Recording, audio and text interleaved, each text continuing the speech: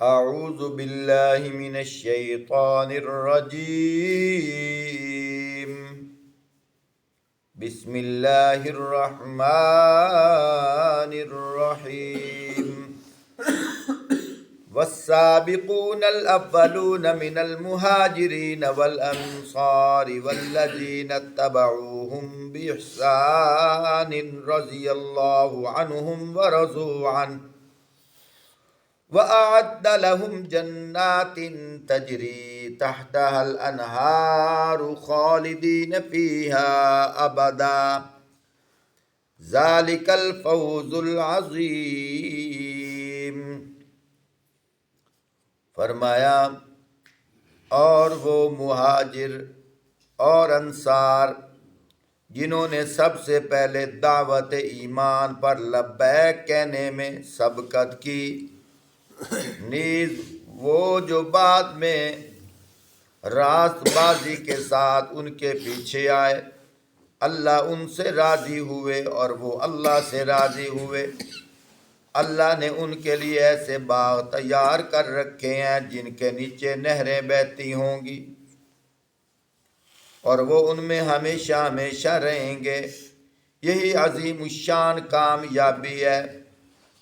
وَمِمَّنْ حَوْلَكُمْ مِنَ الْأَعْرَابِ مُنَافِقُونَ وَمِنْ أَهْلِ الْمَدِينَةِ مَرَضُوا عَلَى النِّفَاقِ لَا تَعْلَمُهُمْ نَحْنُ نَعْلَمُهُمْ سَنُعَذِّبُهُمْ مَرَّتَيْنِ ثُمَّ يُرَدُّونَ إِلَى عَذَابٍ عَظِيمٍ۔ اور فرمایا تمہارا ارد گرد جو دیہاتی رہتے ہیں ان میں سے بہت سے منافق ہیں، اور اسی طرح خود مدینے کے لوگ، مدینے کے رہنے والوں میں سے بھی منافق موجود ہیں جو نفاق میں پختہ ہو گئے ہیں۔ تم انہیں نہیں جانتے، ہم ان کو جانتے ہیں۔ قریب ہے وہ وقت جب ہم ان کو قریب ہے وہ وقت جب ہم ان کو دوہری سزا دیں گے، پھر وہ زیادہ بڑی سزا کے لیے واپس لائے جائیں گے۔ محترم سامعین، 11واں پارہ ہے، سورۃ توبہ ہے، آیت نمبر 99 ختم ہو رہی ہے اور آیت نمبر 100 سے پڑھا گیا ہے۔ یہاں آپ نے سنا کہ والسابقون الاولون من المہاجرین والانصار، یہاں اللہ پاک ان لوگوں کا ذکر فرما رہے ہیں کہ جنہوں نے دعوت لبیک، دعوت اللہ، دعوت ایمان و یقین پہ سبقت لی ہے۔ پہلو پہل وہ مہاجر اور انصار وہ کون لوگ ہیں؟ چونکہ وقت کی کمی ہوتی ہے، اس وجہ سے اس عنوان پر کل بھی کچھ وضاحت کی گئی تھی۔ کچھ باتیں بہت ساری قابل غور ہیں، اس لیے میں آج کوشش کر رہا ہوں تھوڑے سے ٹائم کے اندر ان آیات پر روشنی ڈالی جائے۔ مہاجر کسے کہتے ہیں؟ جنہوں نے دین اسلام کے لیے جس علاقے میں بستے ہیں وہ علاقہ کفر ہو۔ کیا مطلب؟ کہ وہاں آزادی کے ساتھ اللہ کی عبادت کے لیے وقت گزارنا مشکل ترین ہو جائے، اور اللہ کی رضا کے لیے جس آبادی میں عبادت کرنے کے لیے سہولیات ہوں، اپنا گھر بار چھوڑ کر دوسرے علاقے میں جو آدمی سفر کرتا ہے اس کو مہاجر کہا جاتا ہے۔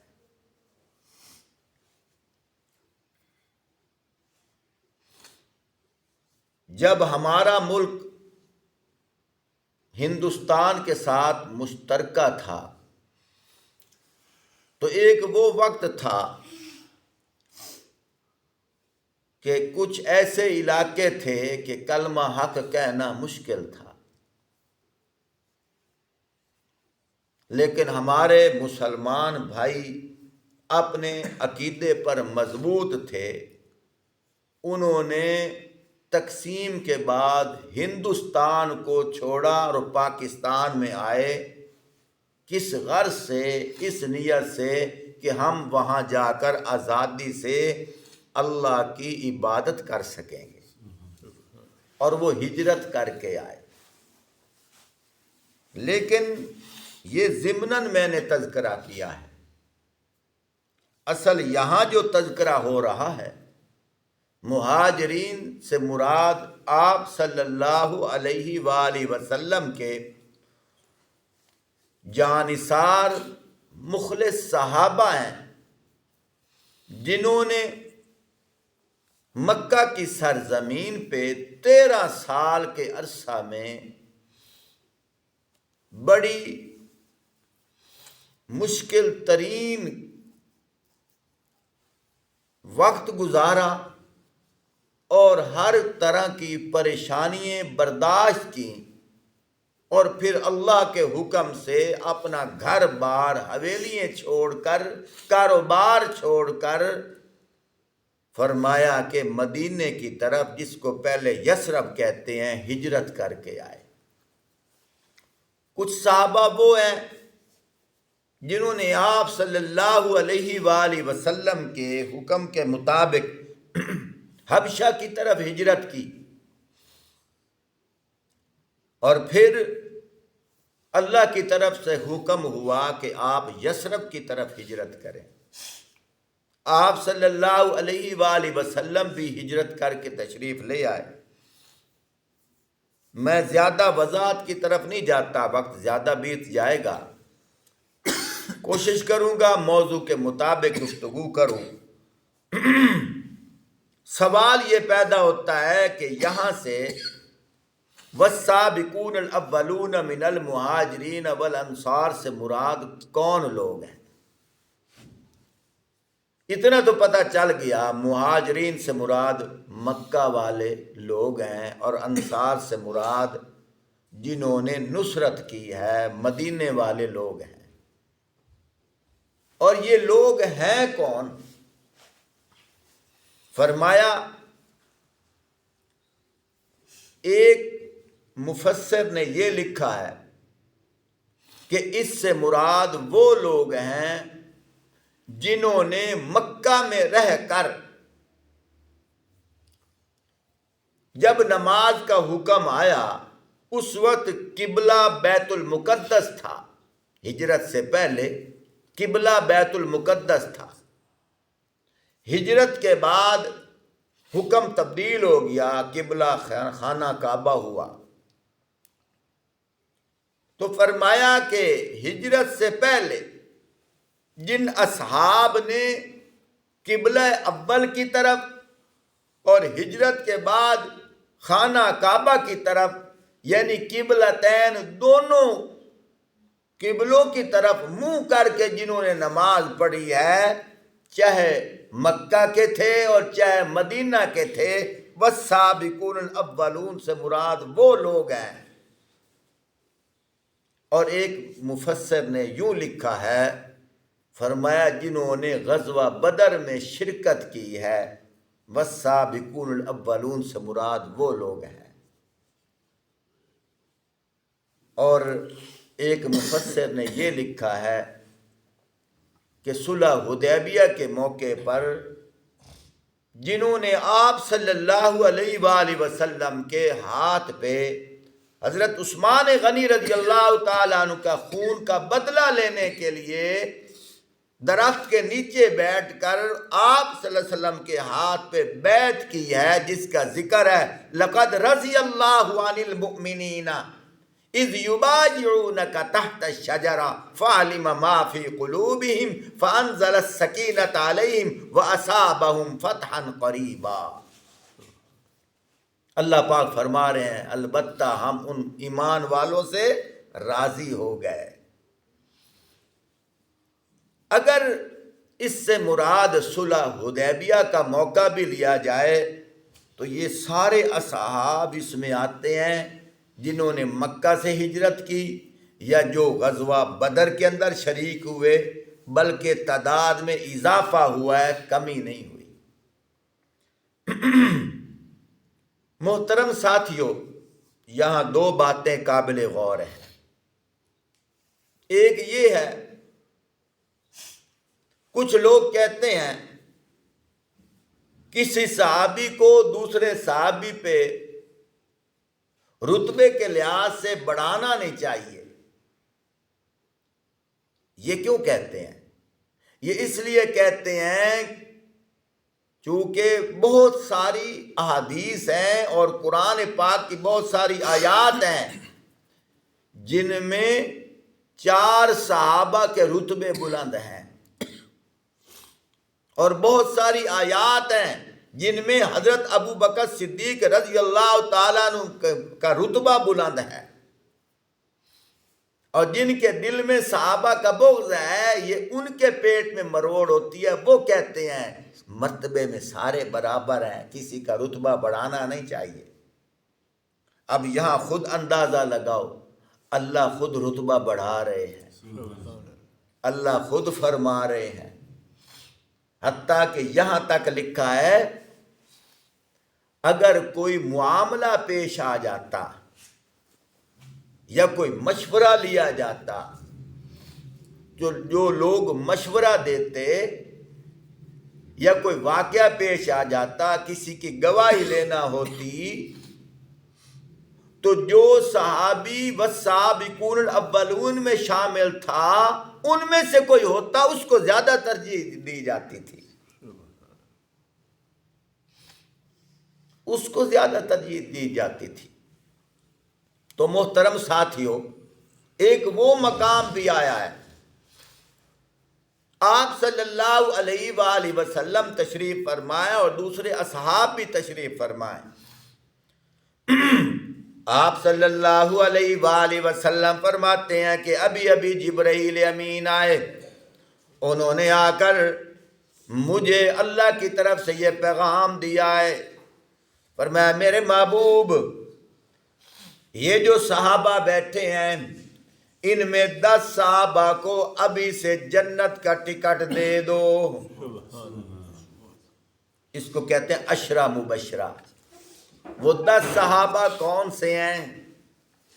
آپ صلی اللہ علیہ وآلہ وسلم انگلی کا اشارہ فرما کے کہہ رہے ہیں ابو بکر فی الجنہ، عمر بن خطاب فی الجنہ، عثمان غنی فی الجنہ، حضرت علی شیر خدا فی الجنہ، عبد الرحمن بن عوف فی الجنہ، سعد بن ابی وقاص فی الجنہ، طلحہ فی الجنہ، زبیر فی الجنہ، سعید بن زید فی الجنہ، ابو عبیدہ بن جراح فی الجنہ۔ آپ صلی اللہ علیہ وآلہ وسلم نے لسان نبوت سے، اللہ کے حکم سے، اللہ کی وحی سے فرمایا ان کو بشارت دی ہے کہ تو جنتی ہے، ابو بکر تو جنتی ہے، عمر تو جنتی ہے، عثمان تو جنتی ہے، علی تو جنتی ہے۔ فرمایا ان کو جنت کی خوشخبریاں دنیا ہی میں مل گئی۔ اور ایک موقع پر اب اگر یہ آیت پڑھی جائے تو یہاں اللہ پاک یوں نہیں کہہ رہے، اور یہاں اللہ پاک اجتماعی طور پر، مجموعی طور پر فرما رہے ہیں رضی اللہ عنہم ورضوا عنہ، فرمایا جو نبی کے اصحاب ہیں اللہ ان سب سے راضی ہوئے اور وہ اللہ سے راضی ہوئے. پہلے اللہ پاک نے تخصیص کی ہے. کیا فرمایا؟ اصحاب ہیں، ان میں سے وہ لوگ زیادہ عظمت والے ہیں. والسابقون الاولون من المہاجرین، فرمایا جو سبقت لے گئے. کون؟ مہاجرین اور انصار میں سے. پھر اللہ پاک نے آگے کیا فرمایا؟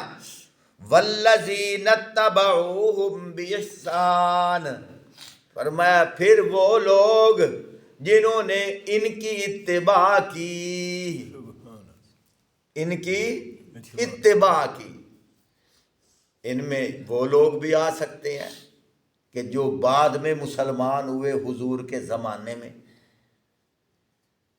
اب اتباع سے کیا مراد ہے؟ مثال کے طور پر یہاں کوئی اللہ کا نیک بندہ آ جائے، وہ عمرہ کی ٹکٹ کافی ساری تقسیم کر رہا ہو، تو سب سے پہلے کیا ہوتا ہے؟ کیا کہا جاتا ہے؟ لین بنا لو بھائی. اب لین بن گئی تو ظاہری بات ہے لین میں آگے پیچھے لوگ کھڑے ہوں گے نا.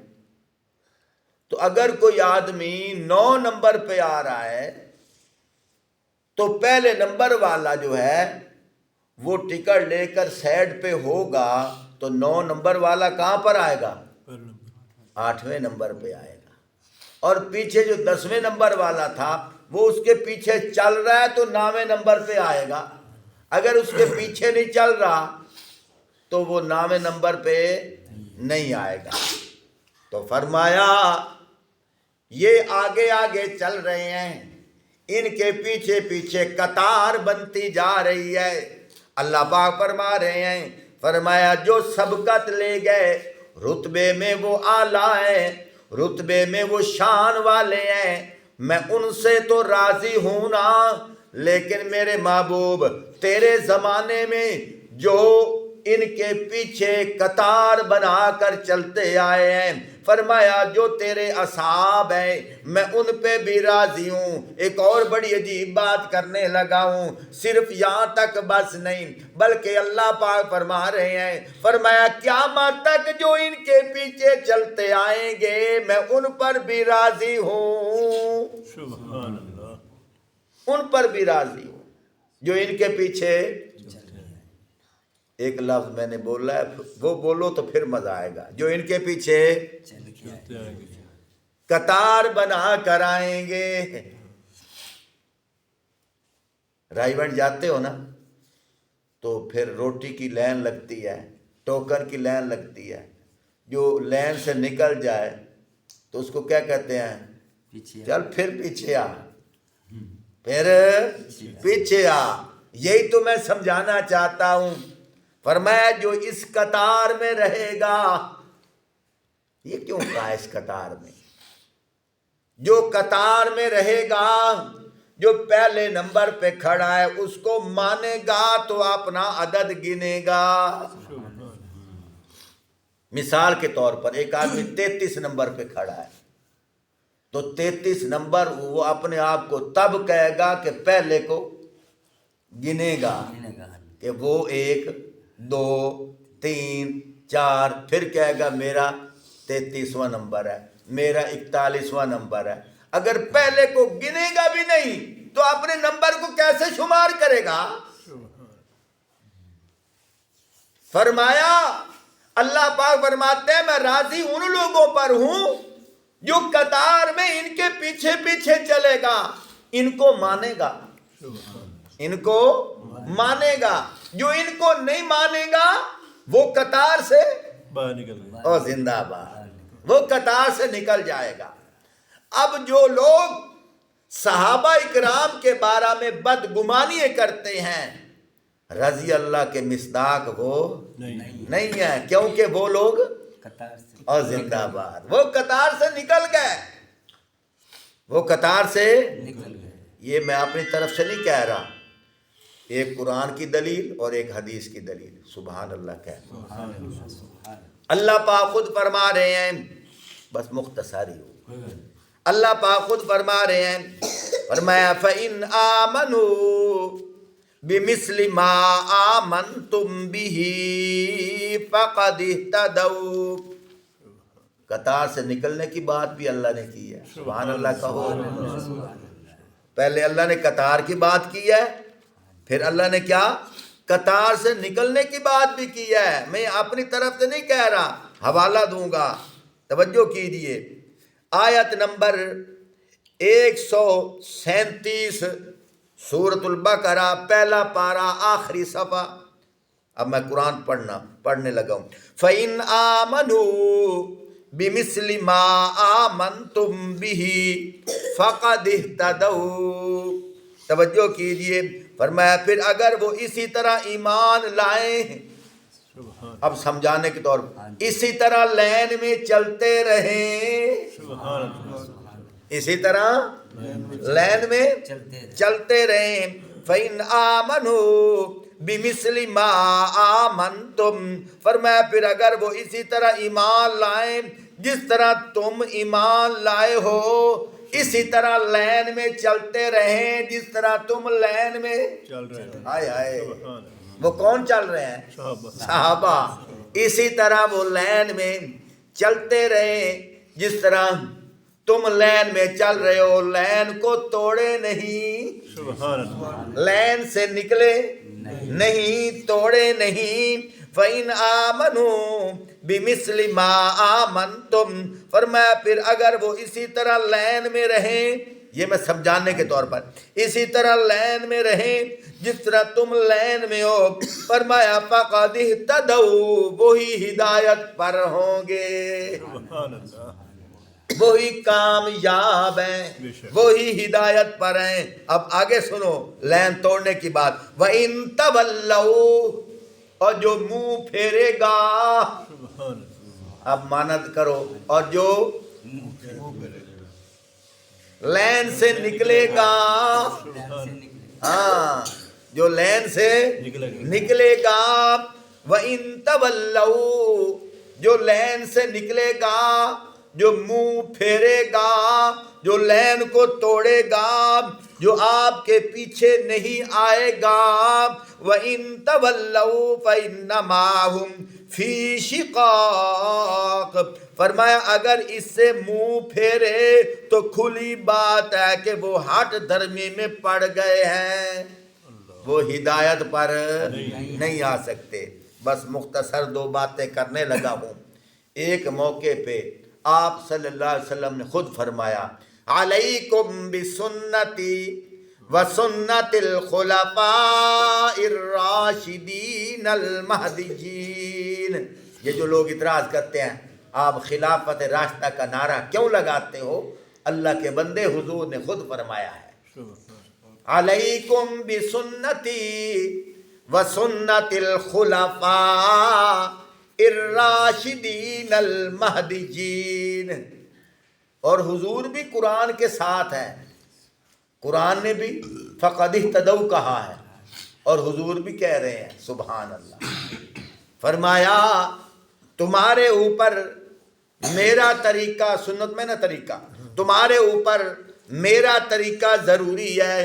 علیکم بسنتی وسنت الخلفاء الراشدین المہدیین، اور میرے خلفاء کا طریقہ ضروری ہے. یہاں باریکی کی بات کرنے لگا ہوں. جہاں حضور صلی اللہ علیہ وسلم نے یوں کیوں فرمایا میرا طریقہ ضروری ہے اور میرے خلفاء کا طریقہ ضروری ہے، کیا خلفاء کا اور طریقہ ہے حضور کا اور ہے؟ نہیں نہیں نہیں. تو پھر یوں کیوں کہا کہ میرا طریقہ اور میرے خلفاء کا طریقہ؟ یہاں ایک نقطہ دے رہا ہوں. آپ صلی اللہ علیہ وآلہ وسلم کے بعض افعال ایسے ہیں جو افعال کا تعلق نبوت کے ساتھ خاص ہے. جن افعال کا تعلق نبوت کے ساتھ خاص ہے. حضور نے عمل تو کیا، فعل میں نہ کام، افعال فعل کی جمع، حضور نے کام تو کیے لیکن وہ کام کا خاص تعلق کس کے ساتھ ہے؟ نبوت کے ساتھ ہے. اور کچھ اعمال ایسے ہیں حضور نے کیے لیکن وہ ہماری رہنمائی کے لیے کیے ہیں. اب یہ دونوں کام اکٹھے ہو گئے. بات سمجھو. اب پھر کہہ رہا ہوں حضور علیہ الصلوۃ والسلام کے کچھ کام ایسے ہیں انہوں نے کیے تو ہیں لیکن ان کا تعلق نبوت کے ساتھ خاص ہے. اور کچھ کام وہ ہے جو کیے ہیں وہ کس لیے کیے؟ ہمیں بتانے کے لیے، ہمیں کہ اس طرح کرو اللہ راضی ہو جائے گا. اب وہ دونوں کام کیا ہوئے؟ اکٹھے ہو گئے. اب ہمیں کون بتائے گا کہ ان میں یہ کام امت کے لیے ہے اور یہ کام صرف نبوت کے لیے مخصوص ہے؟ کون بتائے گا؟ اس لیے تو حضور نے فرمایا میرے اصحاب بتائیں گے. جو عمل یہ کریں وہ سمجھ لو کہ یہ امت کے لیے عمل ہے. جو یہ عمل نہ کریں میرا عمل ہوگا یہ نہیں کریں گے وہ سمجھ لو وہ نبوت کے لیے خاص ہے، امت نے وہ کام نہیں کرنا. تم کہو کہ قاری صاحب کچھ مثال تو دو. آپ صلی اللہ علیہ وآلہ وسلم نے زمین پہ کھڑے ہو کر انگلی کا اشارہ کیا، چاند کو دو ٹکڑے کیا کہ نہیں کیا؟ میرے اہل حدیث بھائی توجہ کریں، بڑا عجیب نکتہ دے رہا ہوں. یہ حدیث میں ہے کہ نہیں؟ ہے نا. لیکن کسی صحابی نے اس طرح انگلی کا اشارہ کیا؟ حالانکہ حضور کی حدیث ہے اور حدیث پہ ہمیں عمل کرنا چاہیے نا، لیکن ہم عمل نہیں کر رہے. کیوں؟ صحابہ نے نہیں کیا. صحابہ نے کیوں نہیں کیا؟ صحابہ نے اس لیے نہیں کیا کہ صحابہ امت کو بتا رہے ہیں یہ عمل جو ہے یہ حدیث میں تو ہے لیکن اس کا تعلق ذات نبوت کے ساتھ ہے. اس کا تعلق ذات نبوت کے ساتھ ہے. آپ صلی اللہ علیہ وسلم نے بیک وقت 11 عورتوں سے شادی کی ہے کہ نہیں کی؟ اب حدیث ہے نا. اس حدیث پہ ہم عمل کر سکتے ہیں؟ نہیں کر سکتے. اس لیے تو فرمایا علیکم بسنتی و سنت الخلفاء الراشدین المہدیین. کبھی یہ غور نہ کرنا کہ صحابہ کا عمل اور ہے حضور کا عمل اور ہے. حضور نے دیکھو اپنی بات فرمائی، درمیان میں واو ڈال دی، یوں سمجھو دیوار کھڑی کر دی. صحابہ کا عمل بتایا، فرمایا جو میرے عمل پہ چلے گا صحابہ پہ عمل پہ چلے گا. یہ کیا مراد ہے؟ صحابہ کا عمل اور ہے حضور کا عمل اور ہے. فرمایا ٹھہرو ٹھہرو ٹھہرو، نہیں صحابہ بھی قطار میں ہیں. صحابہ بھی قطار میں ہیں لیکن صحابہ نے امتیازیت کر کے دکھانی ہے کہ حضور کی حدیث ہر حدیث پہ عمل نہیں کرنا. اس لیے تو فرمایا میرے جس عمل کو اٹھا کر امت کو صحابہ کر کے دکھا دیں، فرمایا وہ تمہارے اوپر ضروری ہے. وہ ان کی طرف سے نہیں ہوگا، وہ بھی میری طرف سے ہوگا.